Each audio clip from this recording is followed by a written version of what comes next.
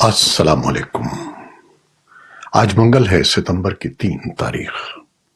پاکستان میں اس وقت شام کے 7، بھارت میں 7:30، اور یہاں ہمارے اسٹوڈیوز کی گھڑیوں میں صبح کے 10 بج رہے ہیں۔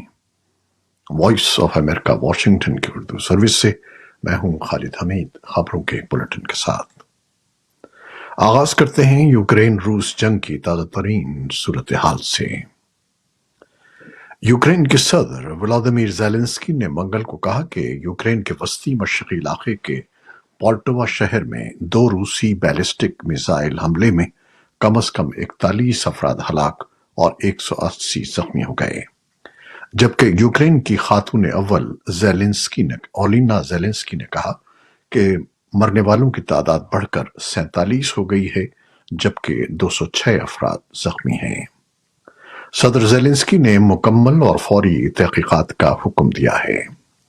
وزارت دفاع کے ایک بیان میں کہا گیا ہے کہ ریسکیو عملے اور طبی عملے نے 25 افراد کو بچا لیا ہے، جن میں سے 11 کو ملبے سے نکالا گیا۔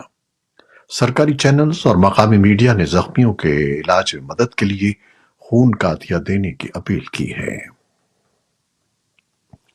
اور اب پاکستان، بھارت، افغانستان کے ساتھ امریکہ اور دنیا بھر سے اہم خبریں۔ پاکستان میں وفاقی حکومت کی طرف سے ایک حکم نامہ جاری کیا گیا ہے، جس میں کہا گیا ہے کہ کوئی سرکاری ملازم بغیر اجازت سوشل میڈیا استعمال نہیں کر سکے گا۔ سن 2021 میں حکومت نے سرکاری معلومات اور دستاویزات لیک ہونے سے روکنے کے لیے تمام سرکاری ملازمین کو سوشل میڈیا کے استعمال سے روک دیا تھا۔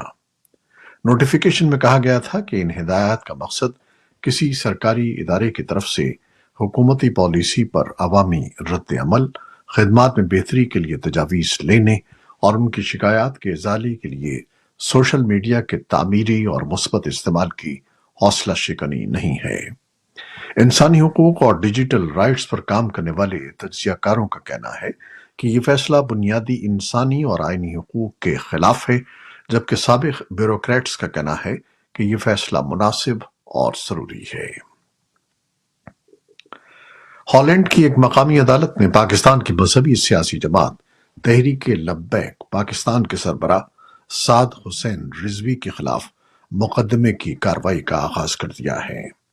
مقدمے میں کہا گیا ہے کہ ٹی ایل پی کے سربراہ سعد رضوی نے ہالینڈ کے شہری گیرٹ وائلڈرز کے قتل پر لوگوں کو اکسایا تھا۔ یہ مقدمہ ٹی ایل پی کے ماضی کے ساتھی اشرف آصف جلالی کے خلاف بھی چلایا جا رہا ہے۔ اشرف جلالی ماضی میں ٹی ایل پی کا حصہ رہے ہیں۔ پیر کے روز ہونے والی سماعت میں سعد رضوی اور اشرف جلالی پیش نہیں ہوئے، اور نہ ہی کسی وکیل نے ان دونوں کی جانب سے مقدمے کی پیروی کی۔ دوران سماعت پروسیکیوشن کی جانب سے اشرف جلالی کو گیرٹ وائلڈرز کے قتل کرنے پر اکسانے پر 14 سال، جبکہ سعد رضوی کو قتل کی ترغیب دینے پر 6 سال قید کی سزا کا مطالبہ کیا گیا ہے۔ وائلڈرز نے پیغمبر اسلام کے کارٹون بنانے کے مقابلے کا اعلان کیا تھا، جس پر اسے قتل کی سینکڑوں دھمکیاں مل چکی ہیں۔ وائلڈرز گزشتہ 20 برسوں سے پولیس کی سخت حفاظت میں زندگی گزار رہا ہے۔ بھارت کی بعض اپوزیشن جماعتیں، مسلم تنظیموں اور انسانی حقوق کے کارکنوں نے ریاست ہریانہ میں مبینہ طور پر گائے محافظوں کے ہاتھوں ایک مسلمان شخص کی ہلاکت اور مہاراشٹر میں ایک ٹرین کے اندر ایک بزرگ مسلمان کو زد و کوب کیے جانے کے واقعات کی مذمت کی ہے، اور ایسے واقعات میں سخت کارروائی کی ضرورت پر زور دیا ہے۔ پولیس نے اس معاملے میں 7 افراد کو گرفتار کر لیا ہے۔ کانگریس رہنما راہل گاندھی نے مسلمانوں پر ہونے والے حملوں کی مذمت کی ہے اور اس کے لیے حکومت کو ذمہ دار ٹھہرایا ہے۔ حکمراں جماعت بی جے پی نے راہل کے الزام کی تردید کی ہے۔ حکومت کا موقف ہے کہ وہ کسی کے ساتھ امتیازی سلوک نہیں کرتی۔ بھارتی پولیس نے منگل کو ایک مسلح لڑائی کے دوران کم از کم 9 ماؤ نواز باغیوں کو ہلاک کر دیا ہے۔ یہ جھڑپ بھارت میں طویل عرصے سے جاری ماؤ نواز شورش کا تازہ ترین واقعہ ہے۔ یہ شورش 1960 کی دہائی میں شروع ہوئی تھی اور اس میں ہزاروں جانیں ضائع ہو چکی ہیں۔ حکومت نے باغیوں سے لڑنے کے لیے بڑی تعداد میں فوجیوں کو باغیوں کے زیر اثر علاقے میں تعینات کیا ہے، جسے ریڈ کوریڈور کہا جاتا ہے۔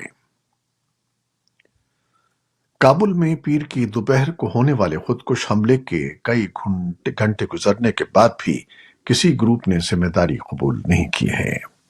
اٹارنی جنرل کے دفتر کے سامنے اس حملے میں کئی افراد ہلاک اور زخمی ہو گئے تھے۔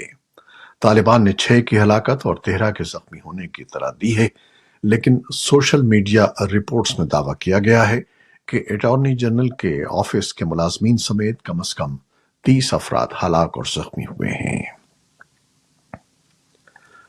اسرائیل کے وزیر اعظم بنیامن نیتن یاہو غزہ سے 6 یرغمالیوں کی لاشیں ملنے کے بعد جنگ بندی کے لیے بڑھنے والے دباؤ کو کم کرنے کی کوشش کر رہے ہیں۔ خبر رساں ادارے ایسوسی ایٹڈ پریس کے مطابق وزیر اعظم نیتن یاہو نے کہا کہ مجھ سے زیادہ کوئی بھی شخص یرغمالیوں کی بازیابی کے لیے پرعزم نہیں ہے، اور ان کے بقول اس معاملے پر کوئی بھی ان کو ہدایات نہیں دے سکتا۔ نیتن یاہو نے ٹیلی ویژن پر نشر ہونے والی گفتگو میں کہا کہ وہ یرغمالیوں کو بچانے میں ناکامی پر معافی مانگتے ہیں۔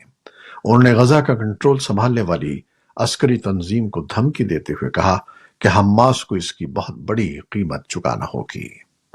حماس کا الزام ہے کہ اسرائیل مذاکرات میں نئے مطالبات شامل کر کے مذاکراتی عمل سے دستبردار ہو رہا ہے۔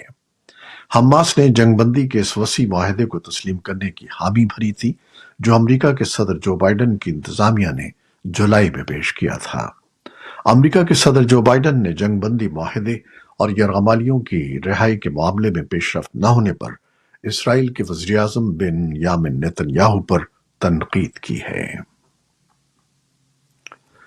اسرائیل کی فوج نے منگل کو کہا کہ اس نے حماس کے ایک عسکریت پسند کو ہلاک کر دیا ہے جس نے اسرائیل پر اکتوبر میں ہونے والے حملے میں مبینہ طور پر حصہ لیا تھا۔ اسرائیلی ڈیفنس فورسز نے عسکریت پسند کی شناخت احمد فوزی واڈیا کے نام سے کی ہے، جو غزہ شہر میں ہفتے کے روز ہونے والے ایک فضائی حملے میں مارا گیا تھا۔ روس کے صدر ولادیمیر پوٹن منگولیا کا دورہ کر رہے ہیں، اور ایسی کوئی علامت نہیں ہے کہ میزبان ملک میں بین الاقوامی وارنٹ پر پوٹن کو گرفتار کر لیا جائے گا۔ یوکرین پر حملے کے مبینہ جنگی جرائم کے الزامات پر بین الاقوامی فوجی عدالت نے 18 ماہ قبل پوٹن کے وارنٹ جاری کیے تھے۔ اس کے بعد سے پوٹن کا عالمی عدالت کے کسی رکن ملک کا یہ پہلا دورہ ہے۔ یوکرین نے منگولیا سے پوٹن کو عدالت کے حوالے کرنے کا مطالبہ کیا تھا۔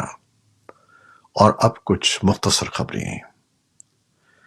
انگلش چینل میں تارکین وطن کو برطانیہ لے جانے والی ایک کشتی الٹنے سے کم از کم 12 افراد ہلاک ہو گئے ہیں۔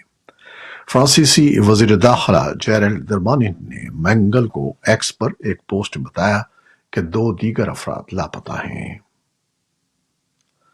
خبر رساں ادارے رائٹرز کے مطابق کینیڈا نے ویزوں کی منظوری بہت کم کر دی ہے اور اپنی سرحدوں پر آنے والے سیاحوں اور عارضی رہائشیوں کو واپس کر رہا ہے۔ جولائی میں کینیڈا نے 5,853 غیر ملکی مسافروں کے داخلے سے انکار کر دیا۔ کینیڈا کی بارڈر سروسز ایجنسی کے ترجمان نے کہا کہ پالیسی میں تبدیل کی گئی ہے اور ہر کیس کے لحاظ سے فیصلہ کیا جاتا ہے۔ سوئٹزرلینڈ کے شہر اسٹاٹ میں ایک خصوصی سالانہ فیسٹیول منایا گیا جس میں گائیں شریک ہوئیں۔ اس موقع پر انہیں دودھ پلایا جاتا ہے اور پھولوں اور گھنٹیوں سے سجایا جاتا ہے۔ مقامی لوگوں کے مطابق یہ کم از کم 800 سال پرانی روایت ہے۔ اس میلے میں روایتی موسیقی کا بھی اہتمام کیا جاتا ہے۔ کرکٹ۔ بنگلہ دیش نے راولپنڈی میں کھیلے جانے والے دوسرے ٹیسٹ میچ میں پاکستان کو 6 وکٹوں سے شکست دے کر 2 میچوں کی سیریز جیت لی ہے۔ بنگلہ دیش نے نہ صرف پاکستان کو دوسرے ٹیسٹ میچ میں شکست دی بلکہ پہلی مرتبہ پاکستان کے خلاف ٹیسٹ سیریز اپنے نام کی ہے۔ بنگلہ دیش کی تاریخی فتح پر جہاں بنگلہ دیش کے شائقین کرکٹ خوش ہیں، وہیں پاکستانی شائقین ٹیم پر تنقید کرتے نظر آ رہے ہیں۔ یہ تھی وہ خبریں جو فیس بک لائیو پر ہم نے آپ کے لیے پیش کی۔ ہماری ویب سائٹ، یوٹیوب اور پوڈ کاسٹ پر یہ بلیٹن آپ کے لیے پوسٹ کر دیا جاتا ہے۔ آپ ہمارے بلیٹن کو شیئر کرتے ہیں اور اپنے کمنٹس میں اپنی محبتوں کا اظہار کرتے ہیں، جس کے لیے ہم آپ کے بے حد ممنون ہیں۔ اپنی ان کاوشوں کو جاری رکھیے گا۔ نیوز پروڈیوسر عائزہ عرفان اور نیوز ایڈیٹر بہجت جیلانی کے ساتھ خالد حمید کو اب اجازت دیجیے گا۔ اللہ حافظ۔